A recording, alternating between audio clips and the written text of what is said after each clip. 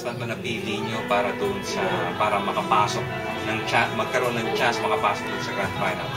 For us judges, medyo mahirap dahil actually salang-sala na yung mga contestants na magagaling yung mga pumasok. So it will be a tough contest. So my message to them is to do their best and pick the right song and on the stage. Yun ang lagi kong sinasabi every week. So as of now, we have like 9 monthly finalists.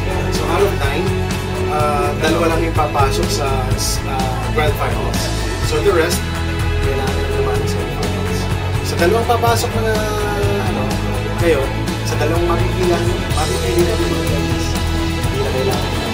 So, most of the contestants na pumasok is actually kami mga judges unanimous yung decision.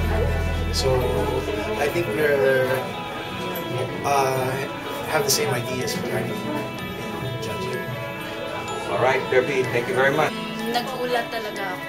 Ang daming magaling. So ngayon monthly finals, alam ko mahirapan kami. So yun nga, kailangan na nilang dumaan sa semi-finals. So yun no, galingan ninyo. Okay, pahirapan nyo kami.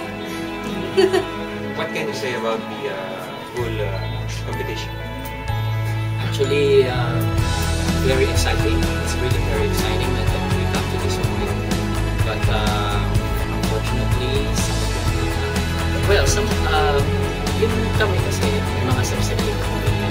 Break a leg. Ouch. What do you mean by that? Break a leg. Give it all your best. Right, but ngayon, especially now, sa monthly finals, ito na yung battle eh.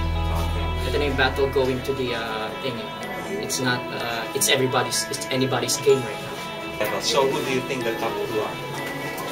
I would go for Elizabeth and Robert. Nag-isa. Actually, lahat sila may nga lang yung may mga points na nakita naman nila kung ano talaga, the best talaga piliin yung kanta. Sa isa sa the best sa idol naman kung ano yung dapat na kanta, use your heart. Sakto! Dito na ngayon tayo sa monthly finals ng T8 Sing.com Himig Singing Competition. This is what we have been waiting for, alright? So, all you contestants, bring it on, break a leg, rock and roll, let's do it!